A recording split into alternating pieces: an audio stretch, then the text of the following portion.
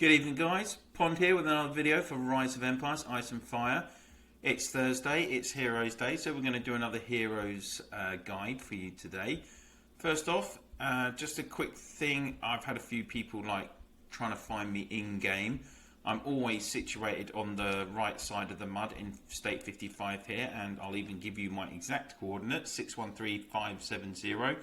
So anyone that's looking to send me a direct message, you're welcome to, and I'll try and get back to you as soon as I can, but please bear in mind life is busy. I do have a full-time job, and also all the other commitments in life, doing 10 accounts. I've got the All-State Discord plus my responsibilities in Undisputed as well, so I will always try my best to get back to you within 24 hours if you send me a message on directly into the account, but I hope you'll understand I can't answer everything immediately all the time. Now I've kind of got that public service announcement out of the way. Thursday, Heroes Day, what have I been up to today? Let's have a quick look and see what I've been doing. So I managed to get my first duplicate for Witch Hunter. So she's just sitting here ready to get unlocked, and I've got Tara duplicates still sitting there as well. On my heroes, I've upgraded my Footman Legion a little bit. I moved Orochi and put in Demon Spear on the front row because I've maxed nearly all of her skills as well. Demon Spear, good defensive hero, got this slight improvement on the resistance and might because she's a Footman specific hero. So you get the 35% improvement instead of 30% you get from the other standard orange heroes. Got some good skills on 2, 5 and 8, and you've got this resistance buff, again 35%, so that's an improvement for my footmen. Still working on the archers, it's going to be a while. Fragments wise, what have I got going on here? Nearly got my first duplicate for Brave, who would be like my third kind of front row hero for cavalry. And then I've got Immortal Guardian, who will be my front row for archers. Need 20 more of him to unlock, hit the first dupe for him. Rosen, that's going to be her last dupe. Just need 30 more fragments there. Living Saint, I've got maxed. I don't need to finish her, so we'll leave that. Bleeding Stead, that'll be his first dupe. Definitely want to max him, and I'll be talking about all of these guys obviously very soon. And then I'm, of course, I'm collecting Avalanche and Army Breaker for their last duplicates because I just need to unlock 7th skill for them. Lawman, SX3, front row cab hero, absolutely key. I'm going to be trying to recruit for her at the start of the next season of Eden, so watch out for that video. I'm saving my tickets at the moment for that, and I'm up to 75 fragments for her as well, so that's ticking over nicely. Bulwark, Jade, Iron Hand, Lionheart, those lower season heroes, I also, they would be the last duplicates for them. That will just give me some more options as well, particularly for, well, Lionheart would be my third back row cav hero because I've got the Avalanche and Living Saint already, so getting him finished. So I don't have Immortal, he's kind of fourth choice out of the, so missing Immortal, but I've got the other 3 of the other top 4, so it wouldn't be so bad. So that's what I've been up to today, and as I said, it is Thursday, it's a season hero guide video, and let's have a look at where we're up to. So in my last video I talked about Peaspringer, who is a front row footman hero, which means we're on to Inquisitor. He is a archer's hero, the second archer's hero from the S2 group, as we looked at Witch Hunter a couple of videos earlier, and it says here he's ranged, suitable for leading mid or back row squads. To be quite frank, you're going to want him to be middle row, and we'll have a look at, well, in my opinion, you're going to want to have him as middle row. And let's have a look at what skills he's got and all the usual bits that we talk about in these guides. So, of course, skill 1 is his dictator skill, leadership skill, where you're going to increase the marching capacity of the troops in your hero squad. Skill 2, so the first of his hero-specific skills, Judgment of Justice, is a combat skill, so we're talking about direct damage to your opponent's troops. And as you can see here, targets all 3 random enemy squads within effective range. Again, as I've said before, when you're stepping up to these S2 heroes and beyond, you're really going to have some potent skills available in them. That's what makes them different, and that's why even some S2 heroes can be end game, like the Immortal, as I've talked about. So, Inqui, really good first skill. Only downside to this is its frequency. So as you can see, requirement 1 turn of prep. So realistically, it might work 4 times in a battle, potentially more, a little bit more. And you've only going to get 30% chance to attack all squads for between 91.5% and 246% damage within the range. The effective range is 4. So that means if you do put him on your front or middle row, then it will be able to target all 3 of the random enemy squads. If you put him on your back row, he's only going to hit the front and middle row of your opponent. Let's have a look at this. There is additional elements to this. So, and give the disarm status to the enemy squad. Enemy unable to perform a normal attack lasting for 2 turns, which is a quarter of the battle. That is a really good skill. Again, it's a 30%, 1 turn prep, 30% chance. Even if it only activates once in a battle, you're going to disable your opponent unless they have a certain heroes who are able to remove these debuffs, such as the disarm status. And there are heroes that can do that. We'll see that in the coming weeks as I continue with the guides. But in the majority of cases, if you have Inqui, he's going to actually stop the normal attacks, which is the attacks by the troops. As I say, for 2 turns, really good skill. So it's doing damage to them and it's stopping them from attacking you. On to skill 3, of course, it's the defensive formation. It's a leadership skill for your squad, and it's the usual resistance buff between 5 and 50% as you level it up. And then we're on to skill 4, again, the usual offensive formation for your squad, increasing your troops' might by from 5 to 50%, the amount of damage they do. Skill 5 is second hero specific skill. Prep skill, effective range is 4 again. So this is why you don't want to put Inqui on your well, particularly this one is why you don't want to put Inqui on your back row. Okay, guys, front row or middle row, and definitely not your back row.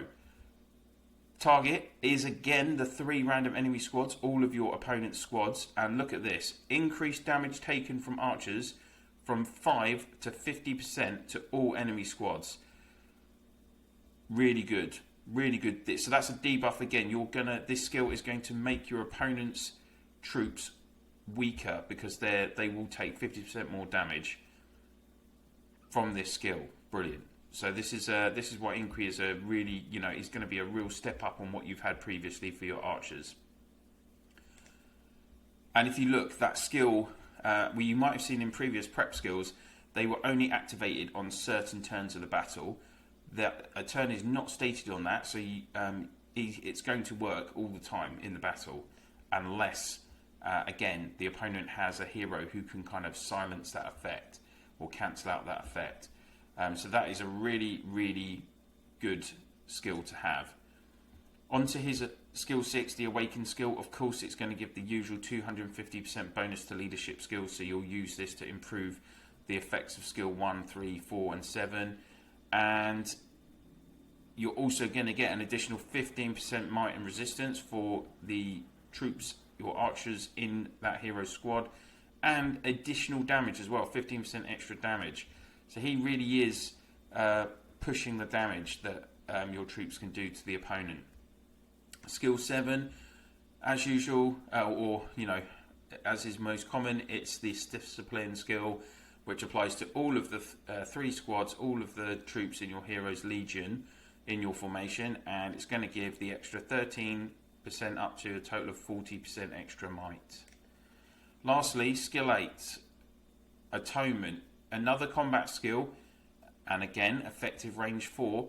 This one only targets 2 of your opponent's squads, so not quite as potent as the previous 2 in terms of how many of the troops it will affect. But let's have a look at this. Slightly improved chance 35% chance. Doesn't require any prep. So let's think about that. 8 turns, 35%. You're looking at this probably working at least twice in a battle, and to deal up to between 127 and 315% damage. So that's a higher damage than what that second skill's doing, even if it is just to the 2 random squads within the range. And now this is a key point of text and why Inqui works well with Witch Hunter, because if the target is in flammable status, there is up to between a 5% and, if you max this, 50% chance. It puts the troops, the squads that you're targeting, into suppressed states, so they're unable to move. So if you think back to when we were looking at Witch Hunter's second skill and 8th skill have flammable elements to them, and Witch Hunter's the only archer's hero that has that. There are two footman heroes that also have flammable elements in their skills, but you're not going to want to mix that. It's unlikely you're going to want to do a mixed combo Legion. You're not going to want to do a mixed combo Legion. So this is why, for those of you that are recruiting S2 heroes at the moment, if you can, and if you've got loads of tickets and you can go for them, Inqui and Witch Hunter together are a really potent combo, because as you can see, Inqui's last skill is kind of complementary to Witch Hunter's second and 8th skill, alright?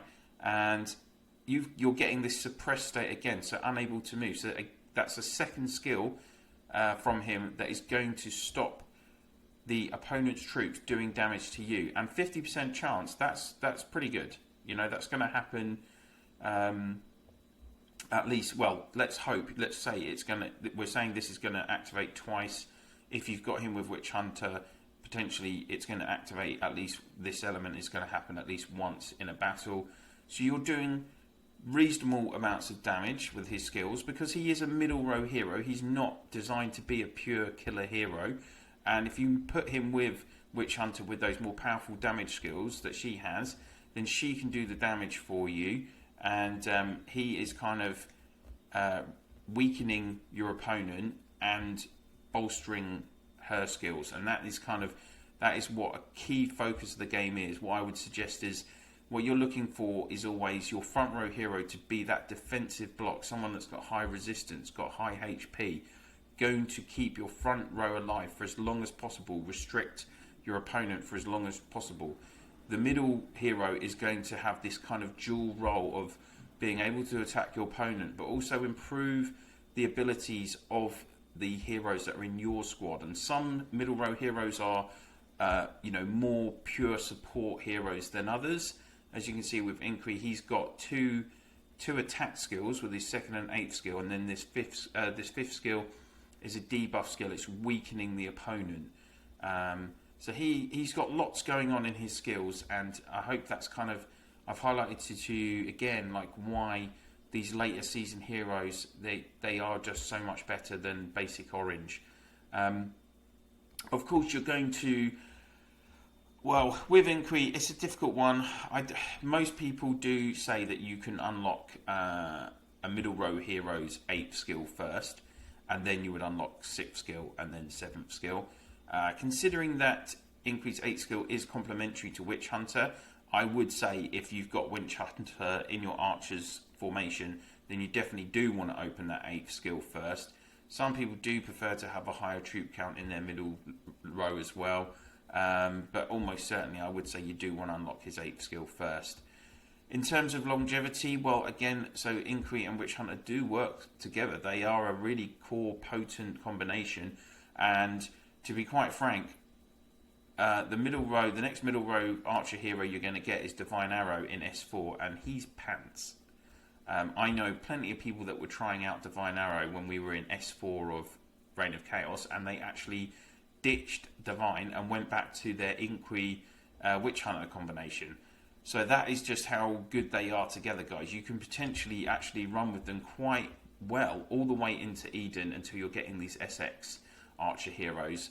And yes, there are good front row and back row S4 archer heroes as well that we'll be talking about down the road. So Inquis is a really good option, and if you've got a strong archers account, then you're probably going to actually end up sticking with him. Maybe not in your first Archer's Legion, but you would certainly probably end up with him and Witch Hunter in your second Archer's Legion until end game. That's how good they are. So if you've got him, if you've bagged him in your rewards, or just luckily in seasonal recruitment, you know, definitely worth sticking with him. He's going to do you good for a good few months. All right, guys? Okay, so that is everything on Inquis. So we have one S2 hero left to go on the series of S2. It's going to be Beast Queen, front row Cav hero, and we're going to be talking about her in my next season hero guide. Alright, that's everything for the video today. Thank you as always for the support on the channel. Had another 25 subs today. Really appreciate all your support. Just a quick shout out to Iron Mike from Undisputed. It's his birthday today, so happy birthday, Mike. And I think in the next couple of days I'm going to be doing various videos, and I still need to do my top tips video for Eden, because some of you guys are going to be a couple of weeks away from your first season, so don't worry, I do know I need to do that. I've had requests for videos on talking about what people should spend their money on, if you are going to spend any money. So I'm not a massive spender, but I will give my thoughts on that as well. And we're going to be continuing. I've got part 2 of my Master Defense guide to go through as well. So there's loads of videos coming for the rest of the week. Okay. So thank you very much for watching, guys, and I will see you soon.